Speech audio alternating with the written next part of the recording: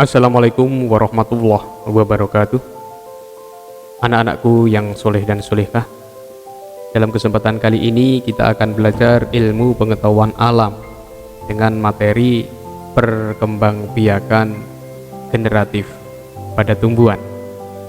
Oke anak-anak, perkembangbiakan pada tumbuhan itu terjadi secara generatif dan vegetatif. Jadi ada dua.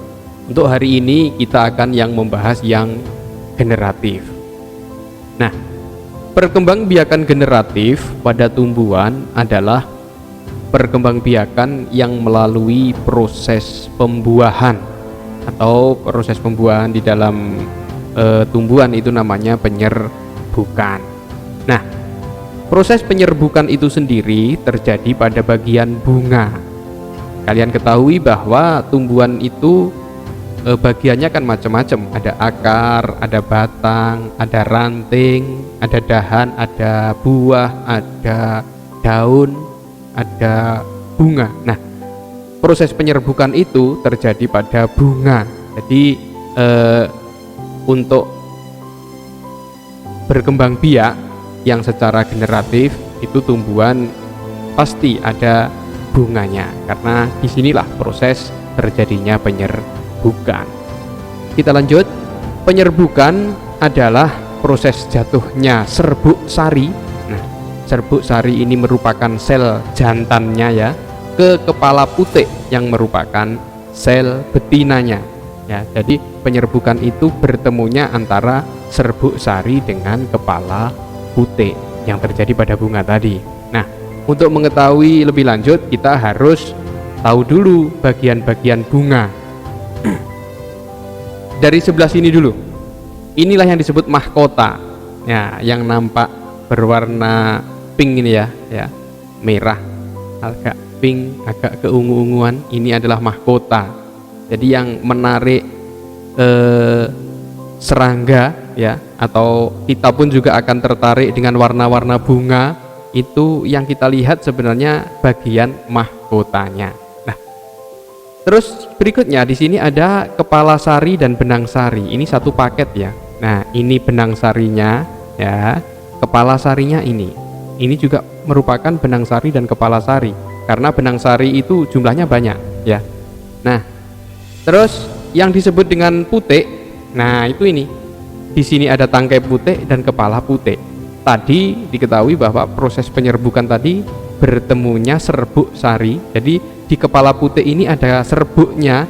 Nah, terus menempel di kepala putik sini, maka terjadilah yang namanya penyerbukan ya. Jadi kalau putiknya cuma satu loh ya, tapi kalau kepala sarinya banyak ya. Ini ada kepala sari, kepala sari, kepala sari ya. Jadi sel jantannya itu banyak, tapi sel betinanya cuma satu. Nah, terus di bawahnya di sini ada yang namanya bakal biji. Nah, terus di sini juga ada yang namanya kelopak. Kelopak ini berfungsi untuk melindungi bunga ketika belum mekar ya. Pada saat masih kuncup itu kan dilindungi oleh yang namanya kelopak ini. Tapi nanti kalau sudah mekar maka kelopak ini akan pecah dan seolah-olah dia menjadi wadah bunganya yang ada di bawah ya. Terus dilanjut ke dasar bunga dan yang terakhir ke tangkai bunga ya. Jadi itulah bagian-bagian bunga. Yang terpenting adalah ini anak-anak ya. Untuk terjadi penyerbukan itu ada ini, ada benang sari dan kepala sari yang menghasilkan serbuk sari yang diterima oleh putik yang di sini terdiri dari tangkai putik dan kepala putik. Oke anak-anak, kita lanjut. Jenis-jenis penyerbukan. Yang pertama adalah penyerbukan sendiri. Penyerbukan sendiri itu ciri-cirinya serbuk sari jatuh ke putik pada bunga itu sendiri. Maksudnya gimana? Maksudnya bunganya satu ya. Nah, bunganya satu. Terus di sini ada putik, di sini ada benang sari. Nah, ini benang sarinya jatuh ke putiknya itu sendiri ya. Jadi pada satu bunga. Ini namanya penyerbukan sendiri. Nah, kita akan bisa membedakan apabila kita sudah melihat nanti keterangan penyerbukan yang lainnya. Kita lanjut saja untuk yang nomor 2 ya. Nah, ini penyerbukan tetangga. Ciri-cirinya, serbuk sari yang jatuh di kepala putik berasal dari bunga lainnya tetapi masih dalam satu tanaman. Nah, keterangannya seperti ini. Di sini ada 2 bunga, tetapi ini masih dalam satu tanaman. Karena ini tangkainya kan hanya bercabang gitu ya.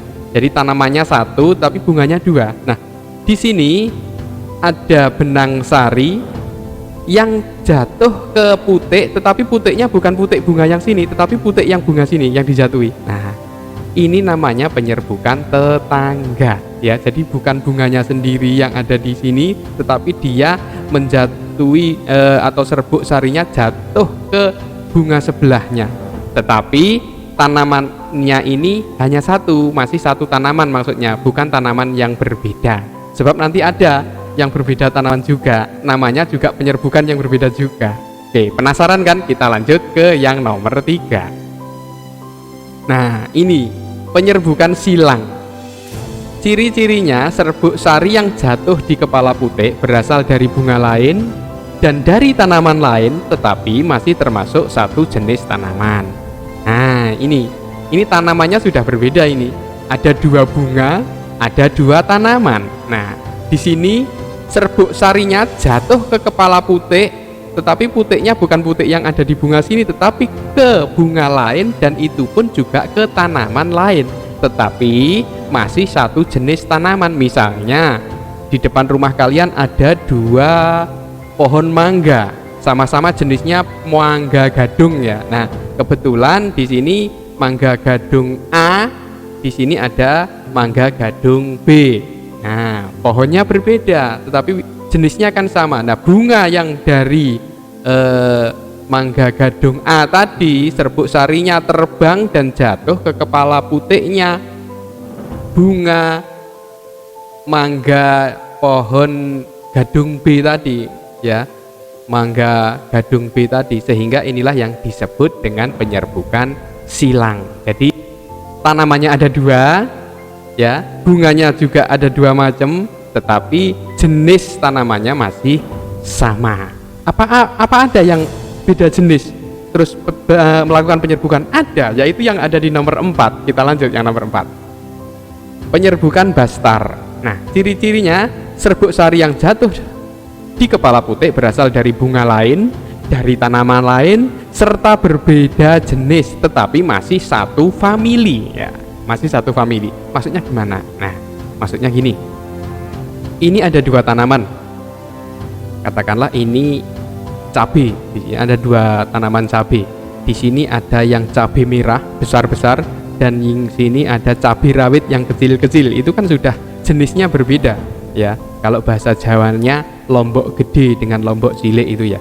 Nah, di sini nanti ada serbuk sari dari bunganya si cabai merah tadi terbang jatuh ke bunga jenis cabai rawit ya. Tanamannya kan jelas berbeda ya, dan jenis bunganya juga berbeda. Maka di sini saya gambarkan bunganya juga bunga yang berbeda. Ini jatuh ke sini. Nah, ini juga bisa terjadi penyerbukan, tetapi harus masih satu famili ya. Beda jenis tapi masih satu famili. Jenisnya kan berbeda. Di sini cabai merah, di sini cabai rawit. Nah, ini loh. Tapi kalau familinya sudah berbeda, tidak bisa. Contoh familinya berbeda gimana? Di sini ada cabai, di sini ada pohon mangga. Nah, itu tidak bisa penyerbukan. Jadi tidak bisa antara penyerbukan bunga cabai dengan bunga mangga, tidak bisa penyerbukan. Yang masih bisa penyerbukan itu yang satu famili. Jadi tadi ada 4 ya. Ada 4, yang pertama penyerbukan sendiri, yang kedua penyerbukan tetangga, yang ketiga penyerbukan silang, dan yang keempat penyerbukan bastar. Oke anak-anak, sampai di sini dulu perjumpaan kita. Nanti akan kita lanjut pada materi yang akan datang. Tetap patuhi protokol kesehatan. Salam sukses. Wassalamualaikum warahmatullahi wabarakatuh.